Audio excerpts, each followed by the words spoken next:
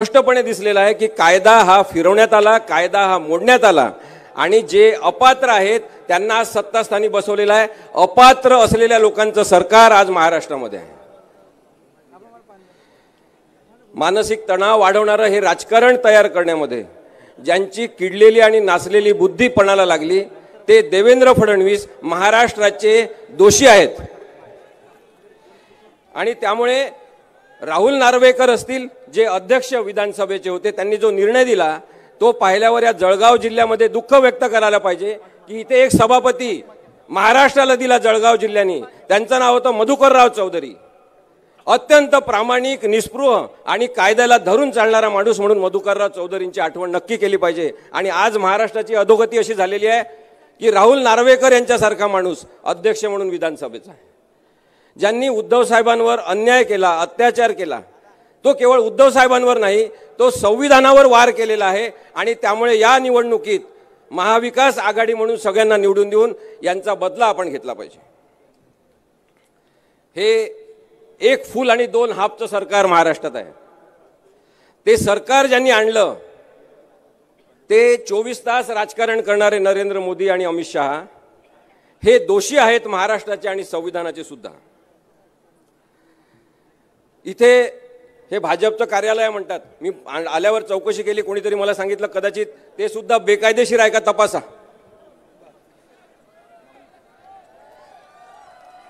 इथे गिरीश महाजन नावाचे नेते आहेत, आता उन्मेष भाऊंनी आणि गिरीश महाजन हे स्वतःला नेते म्हणवतात। मी आपल्याला सांगतो गिरीश महाजन कोण आहेत, मी आपल्याला सांगतो गिरीश महाजन कोण आहेत। हे लीडर नाहीत, गिरीश महाजन लीडर नाहीत, हे मॅनेजर आहेत। आणि भाजप हा पक्ष मॅनेजर लोकांचा आहे। आज आपल्याला इथे ठरवायचं आहे की आपल्याला लीडर निवडून द्यायचे आणि लोकशाहीसाठी एक मोठा आवाज बुलंद करायचा आहे। 370 कलम काढलं असंही सांगतात। मी पुन्हा आपल्याला इथे कायदेशीर दृष्टिकोनातून सांगतो 370 कलम अजूनही भारतीय संविधानात आहे।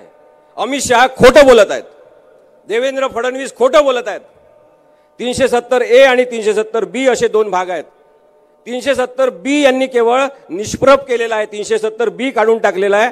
त्याच्यामध्ये असं होतं की जम्मू काश्मीरमध्ये इतर राज्यातला कोणी माणूस जाऊन परवानगीशिवाय जमीन विकत घेऊ शकत नाही। आणि आता आपण जमीन विकत घेऊ शकतो। किती भारतीय लोकांनी जमीन विकत घेतली? 3 जणांनी जमीन विकत घेतली आणि सगळ्यात जास्त जमीन कोणी विकत घेतली? सगळ्यात जास्त जमीन गौतम अदानी यांनी जम्मू काश्मीरमध्ये विकत घेतली। मग जम्मू काश्मीरमध्ये जे 370B काढलं ते देशप्रेमापोटी काढलं नाही, हे मी तुम्हाला सांगतो। अदानीला जमीन विकत घ्यायची होती म्हणून काढलं, कारण का त्या जमिनीमध्ये लिथियमचा साठा सापडलेला आहे। जगातला 7वा सगळ्यात मोठा लिथियमचा साठा या अदानीला देऊन नरेंद्र मोदी आणि अमित शहा यांनी आपल्या समोर असं दाखवलं की 370 कलम मी काढतो म्हणजे मी देशभक्तीपर जणू काही करतोय। हे खोटं आहे, तुम्ही लक्षात घ्या।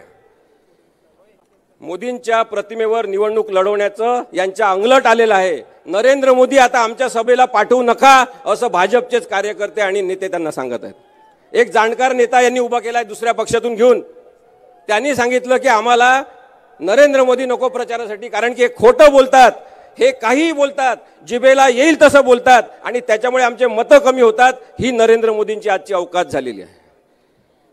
आपण लक्षात घ्या की न झोपता सतत देशासाठी काम करतो असंही सांगतात। हे झोपतच नाही असं म्हणतात, कारण की यांनी असं ऐकलं की पंडित नेहरू कमीत कमी झोपून देशासाठी काम करायचे। हे झोपतच नाही असं याचं म्हणणं आहे, 2-3 तास झोप घेतात। आज या सगळ्यांना इथे उपस्थित असलेल्या सगळ्यांना मी सांगू इच्छितो, याच्यानंतर एक तर नक्की ठरवा की आपल्याला नैसर्गिकपणे रात्री झोपणारा नेता पाहिजे। जे झोपत नाही त्यांचं मानसिक संतुलन बिघडलेलं असतं, ज्यांची पूर्ण झोप होत नाही ते विचार करू शकत नाही, ज्यांची झोप होत नाही ते रागीट होतात, ते द्वेषपूर्ण वागतात। आणि नरेंद्र मोदी यांची अनेक वर्ष झोप न झालेली असल्यामुळे आता यांना आराम देण्याची गरज आहे। हे झोपले पाहिजे आणि आपण यांना झोपवलं पाहिजे। संसदेच्या पायऱ्यांवर हे डोकं ठेवून प्रवेश केला होता यांनी, हे लक्षात घ्या। भारत देश भावनाशील आहे, आपण भावनाशील झालो की काय माणूस आहे, संसदेच्या पायऱ्यावर डोकं ठेवून प्रवेश केला।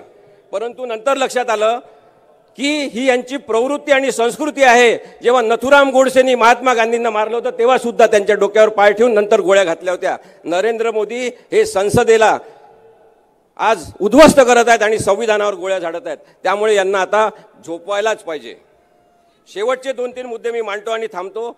भारतीय संविधानामध्ये अनेकदा बदल झालेले आहेत. त्याला सुधारणा असं म्हणतात. हे म्हणतात की पंडित नेहरूंनी बदल केले नाही का, राजीव गांधींनी बदल केले नाही का, सगळ्या पंतप्रधानांनी बदल केले. त्याला कायदेविषयक सुधारणा असं म्हणतात. कारण की भारतीय संविधानातल्या 368 नुसार असे बदल लोकांच्या उपयोगासाठी करायचे असतात. यांना मूलभूत हक्क काढून घ्यायचे आहे, यांना राज्यपालांचे हक्क वाढवून द्यायचे आहे, यांना सरकार सगळं नष्ट करून आपल्यासाठी सगळे अधिकार तयार करायचे आहे. हे संविधान बदलणं चालणार नाही. हे नरेंद्र मोदींना सांगायला पाहिजे. बाबासाहेब आंबेडकरांचा हा अपमान ठरेल जर नरेंद्र मोदींना पुन्हा निवडून दिलं तर. आणि त्यामुळे स्वच्छ भारत अभियान हे